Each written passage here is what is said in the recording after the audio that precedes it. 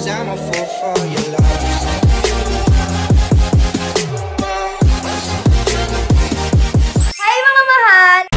Hi mga mahal! For today's video is isi-share ko sa inyo yung mga binili ko online dati at saka ngayon. Yung mga binili ko sa Watsons, mga binili ko online, Sephora, Beauty Manila, lahat. Lahat-lahat ng binili ko through online na hindi ko na mga ginagamit. Sayang naman. So, hindi ko ipamimigay. I-share ko lang na hindi ko na ginagamit. Mahirap yan ipamigay kasi yung iba medyo, alam nyo na, medyo may kamahalan ng konti. So, i-share ko yun sa inyo kung bakit hindi ko na ginagamit, ano bang meron siya, bakit ko siya binili, at kung para saan siya. So, ito yon mga mahal, yung mga makeup na hindi ko na nagagamit. O kaya yung mga gamit na binili ko online, Watsons, lahat-lahat, ito na yon. So, siguro may mga nakaligtaan ako, pero ito yung mga nakita ng mata ko ngayon. So, yan yung mga isi-share ko sa inyo. Unahin natin mga mahal sa mahiwagang kahon ko is itong Face Shop muna. Alam ko Face Shop to eh, the Face Shop. Smoothing peel-off mask. So, pag nilagay mo siya sa mukha, alam ko ito yun eh. Pag nilagay mo siya sa mukha, magbabakbak siya agad-agad. Yung parang glue. Alam mo yun dati, yung mga nung elementary. Pag nilagay nyo siya, yung glue, pwede nyo tanggalin ulit. Diba? Nilagyan mo ulit, tanggalin mo ulit. Ganun kasi ginagawa ko ng elementary. So, parang ganito to. Pero sa mukha mo nga lang siya ilalagay. So, ang effect nito is nakakalambot ng mukha. Bakit di ko na siya ginagamit? Kasi tinatamad akong gamitin siya. Dahil mahirap siyang tanggalin kapag nakalimutan mo na sobrang tuyo na niya. Talagang magsusugat din yung mukha mo kaganon-ganon. Kaya ayoko na siyang gamitin kasi tinatamad nga ako. Pero minsan ginagamit ko pa rin siya pero hindi na ganun kadalas. So yan. Ito yung una na hindi ko na ginagamit.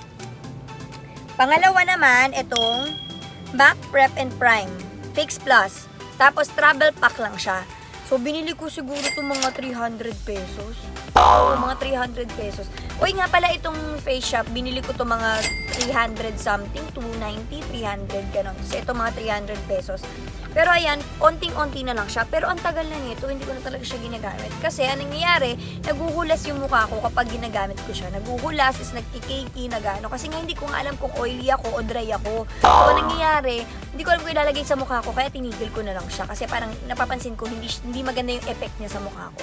So, tinigil ko na. So, ito yung pangalawang na hindi ko na ginagamit. Sumunod naman is, ito. No Shine Mattifier. So, hindi ko alam kung bakit ko to binili. Bakit ko nga siya binili? Ay, alam ko na. Binili ko siya kasi nakita ko sa isang review sa YouTube din. Siyempre, sa mga reviews kung ano yung mga magandang moisturizer sa mukha. Pero ang ending, nagkaroon ako ng pimples dahil dito.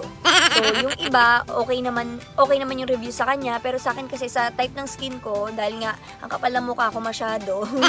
Literal. Pero hindi, totoo. Hindi talaga siya bumagay sa akin. Kasi, hindi ko alam kung bakit. Nagkaroon ako ng mga pimples. May pimples naman talaga ako. Pero dito, mas dumami. So, ito yung pangatlo. Ano ba to? Anong quick fix pala to? Quick fix, sorry. Yung pang-apat is ito. The Pore Professional Matte Rescue.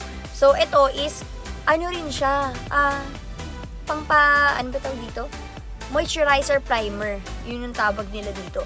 Kasi, ito is kasama to sa binili ko na Benefit na primer. Ito siya. Wait lang. Nung bumili ako ng Benefit na primer, pero hindi ito yun na. Ganito siya, ganito yung itsura nun. Pero ang binili ko is yung malaking version kasama ng mga to. So, naka-package na siya.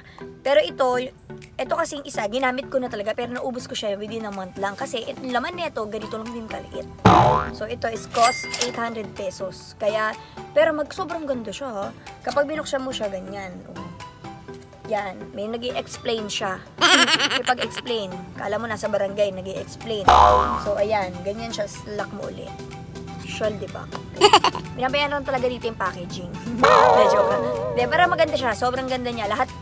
Lahat halos naman napapanood ko ng YouTubers. Ang nire-recommend nila na laging primer or moisturizer na pwede sa mukha is ito, Benefit Cosmetics. So, yan.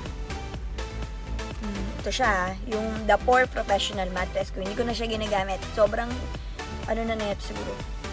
As in, parang, pero sobrang bango niya ha. Parang organic yung ano niya, amoy niya. Pero hindi ko alam kung organic to.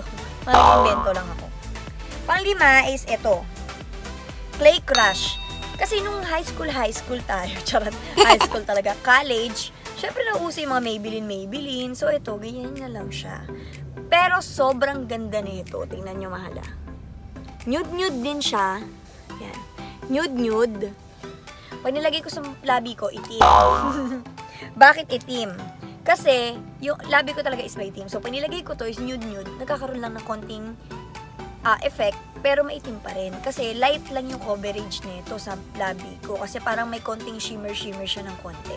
Konting-konti lang naman. Pero maganda to sa mga, halimbawa, elementary, high school, college, gano'n. Elementary, huwag muna kayo mag-makeup. Nan ba yan?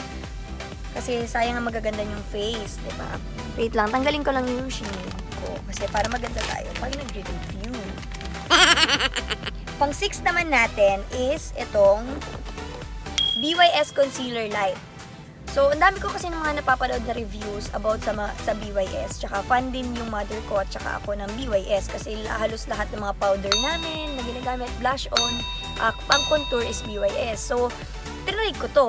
Ang bili ko dito that time is 280 yata or 300 pesos. Hindi ako sigurado pero lalagay ko dyan sa gilid kung mahanap ko pa yung presyo. Sobrang liit niya. Pero, hindi siya totoong concealer na nakaka-conceal. Kasi sobrang nipis ng coverage niya. Hindi ko alam kung itong concealer ba na to, yun talaga yung effect niya.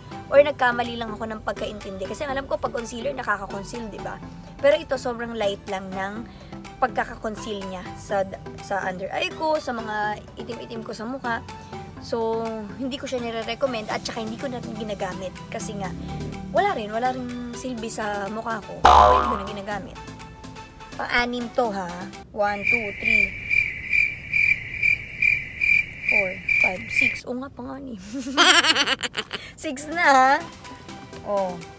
6, 7, 8. Oh. 7, 8. Etong na pang shimmer. Alam nyo mga mahal, ito kasi is eyeshadow. So, ang nangyayari, nalaman ko lang to sa isang makeup artist, sa isang online casino, na nag-guess ako. So, ito, yung isang makeup artist doon, nilagyan niya ako dito. Nose line. So, parang, mami, ang ganda naman nito. Ang ganda naman nito sa mukha. So, nung tinry ko, sobrang ganda. Dahil ito malo. So, ayan. Ganyan siya. Ito yung white. Pang shimmer talaga dito. So, itong pink. Yan. Bakit di ko na siya ginagamit? Kasi, ang nangyari, sa sobrang shimmer niya, pag nilagyan mo dito, naglagay ka ng konting powder dito, kumakalat. So, ending, pati lahat ng mukha mo, may shimmer na rin. Hindi nakakatuwa yun, diba? Kasi para ka nag-shimmer ng buong mukha mo. So, yun, kaya tinigil ko siya. Tsaka makalat siya sa bag. Kahit na nakasara siya, na talagang sealed, pagkabukas mo, yan, kumakalat na. May mga nalalaglag agad. Ayan. Kaya hindi ko na ginagamit. So, 7, 8 to ha. Yan. Tanggalin natin ulit yung swatches. Pang 9 naman natin is ito. Ano bang brand niya? Hindi ko na matandaan yung brand, mga mahal. Pero ito siya. Yung nilagyan. Tapos, yan. Pagbukas mo, ito siya. Bakit di ko na siya ginagamit? Kasi, may lumabas kasi na bago na Sunny's Face nga. So, bago yung lumabas, ito talaga yung ginagamit ko. At saka yung Clay Crush. So, ito yung swatches niya. Yan. Parang red. So, hindi na siya bumabagay sa akin. Kasi nga, maitim na yung labi ko. Pag pinatuhan ko ng red, nagiging black. Diba, mga mahal? So, parang sumusobra na. Sobrang pangit ko na talaga nun. Sobrang pangit na ng labi ko. Pero ako, addict talaga ako sa lipstick. Kasi, yun lang yung nagpapabuhay kahit wala ka namang foundation eh. Tsaka pangit naman talaga tayo. Wala lang tayo magagawa dun eh. Lipstick na lang bumubuhay sa atin. So, ayan. Kaya sobrang dami kong lipstick. Pero hindi ko naman nagagamit. Diba? Ayan. Pang 9 ito. So, ito hindi ko na siya ginagamit talaga. 9. Pang 10 ko is ito. Nabili ko siya online. Pero ito, minsan kasi, bakit ko ba sinama to? Kasi, nagagamit ko naman siya minsan, panleeg-leeg. pag tinap ko siya sa kamay mong ganyan, lagay mo na lang sa leeg, pumuputi talaga yung leeg ko. So, hindi ko na kailangan na maglagay pa ng foundation dito sa leeg o lagdagan. Kasi nga, ito, nakakatulong siya pampaputi. Pero pag sa mukha kasi, nagda-dry siya. Kaya hindi ko siya ginagamit sa mukha. Yun nga pala, that's why, kaya hindi ko na siya ginagamit. Kasi nakaka-dry siya sa mukha. Ginagamit ko na siya panleeg-leeg. So, yan, yung Pond's na Angel Face. Nabili ko siya sa Shopee. Pero ito is legit naman. So, marami kasing peke yung iba sa Shopee na nagbebenta na mas mura. Pero ito nabili ko yata ng 130, 180, nasa ganun. So, yun. Pero matagal na to. Yan. Ito, yung pang mga lakasang. Binili ko sa Sephora na Marc Jacobs. So, ito siya. Nakaganito ko talaga siya kasi mahal. Mahal siya. So, ayan. Pag binuksan nyo, yan siya. Diba? Ganda ng packaging. Ano bang meron dito sa Marc Jacobs na to? Alam natin Marc Jacobs, mahal, diba? Ano bang meron sa Marc Jacobs na to? Ba't hindi ko ginagamit? Kasi, mga mahal, ito is nakita ko lang kay Kylie Jenner. Ito. Nag-makeup tutorial si Kylie Jenner. Ito ang nilagay niya at yung isang foundation na ginagamit niya. So, ang nangyari, ako naman si bakla, fangirl, ginaya ko, bumili din ako. So, ang nangyari, ito, wala, tambak. Kasi nga naman mga mahal, hindi naman lahat na napapanood natin sa YouTube is talagang match din sa atin. So, kailangan, syempre, tatansya rin tayo. So, ako, lesson learned na rin sa akin yun kasi sobrang mahal nito. Hindi naman sobra-sobra. Mahal nito para lang sa isang highlighter. Mga mahal, highlighter lang siya ha. Hindi siya foundation. So, sabi din sa review talaga, itong Marc Jacobs na to is pwede rin talagang ihalo sa isang foundation at sa highlighter na to. So, i-mix mo sa isa't isa para maging maganda dewy effect yung magiging kalabasan. Pero ang nangyayari sa akin is manananggal effect. Talagang pangit siya lumalabas. So, hindi ko na ginamit. So, ginamit ko lang siguro to 2 beses, 3 beses, pagkatapos nun wala na. Kasi nga, hindi talaga compatible sa mukha ko. So, yan. So, ito yung pinakahuli. At, ito pa nga pala mga mahal. Kasi nung binili ko to sa Sephora, is meron silang libreng ganito. So, ito. Hindi ko talaga tinatapon yung mga box. Kaya ang daming daga dito sa amin eh. Ang daming nangangat-ngat na mga karton-karton eh. So, ayan. Ay, loka ako. Ba't may King Ever na battery dito? Ano ba yan? Yan, ito. Yan, isa Estee Lauder. Pero ito ginagamit ko yan. Ayan yung foundation pang event. So, ito. Ito yung laman. Yan, wala nang laman. Ito yung mga box na galing Sephora. So, ganito siya dadating sa'yo. May takip. Yan, sealed na sealed talaga. Tapos, pipili ka doon sa website nila or application nila ng mga free. 3 free yon. So, etong pinili ko. Kat Von D na foundation. O, yung pangalawa naman is Fenty Beauty by Rihanna. So, yan. Tester lang siya ulit. Mga tube-tube na ganyan. Nagamit ko na yung dalawa. Yung pangatlo na napili ko naman mga mahal is Sephora Collection. So, yan. Medyo magminong na itsura eh. Kasi matagal na yan siya. Hindi ko na talaga ginagamit. So, yan. Sephora.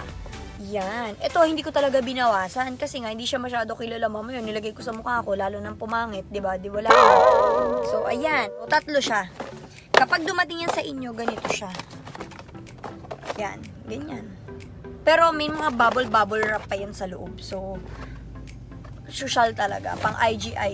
Pero mga mahal, ulitin ko, wag kayong bibili ng hindi nyo pa sure yung shade nyo. Lalo na't mahal. Kasi, sayang yung pera nyo. Baka ending, katulad ko rin kayo, hindi nyo na ginagamit, magre-review na lang kayo ng ganito. Na joke. Hindi nyo na ginagamit, sayang lang pera, diba? Pero kung may mga friendly kayo, bigay nyo na lang sa mga friendly nyo, malay nyo, hiyang naman sa kanila, sa inyo lang hindi. Diba? Katulad ko, sa akin hindi kasi hiyang talaga. So, ayun na. Tapos na lahat ng mga binili ko online na hindi ko naman talaga ginagamit. So, ngayon, mga mahalis, may good news ako sa inyo. Like and comment dito sa video na to. So, ang gagawin nyo lang is, i-share nyo tong video na to sa Facebook kung magugustuhan nyo tong video na to at gusto nyo ipapa-giveaway ko. So, eto siya. Ayun mga mahal, for the giveaways is ito yung ibibigay ko. Paddle brush na isa, and then yung lip tint na binibenta ko to dati. Pero ngayon may mga stocks pa kasi ako. So, bibigay ko na to sa inyo. Basta mga mahal is, hashtag nyo lang is kamahal, and then share nyo yan sa Facebook nyo. Para sa Facebook ako titingin. Keep public lang ha, kasi yung iba nagpo-post pero naka-friends only. Paano ko naman yung makikita? Hindi ko naman kayo friends sa Facebook, diba? So, ang gagawin nyo lang mga mahal is hashtag kamahal para makita ko lahat ng mga sinishare nyo na videos ko. Pero pwede namang ito lang yung i-share nyo. Basta may i-share kayo na kahit isa lang dito sa mga videos na mga na-upload ko na. So, ang pangatlo naman is ito, Vape Juice from Cream Collection. Ito is international brand. Binibigay ito na ating mga sponsors. So, ayan. Bibigay ko to sa inyo. Sasamahan ko pa ng isa pa. Pero, sana makita ko or mabunot ko kayo sa mga susunod na vlog ko. Maraming salamat mga mahal. See you on my next vlog. Kung nagustuhan mo tong video na to mga kamahal, click subscribe and click the bell button para updated ka sa lahat ng mga videos na i-upload ko. Bye-bye!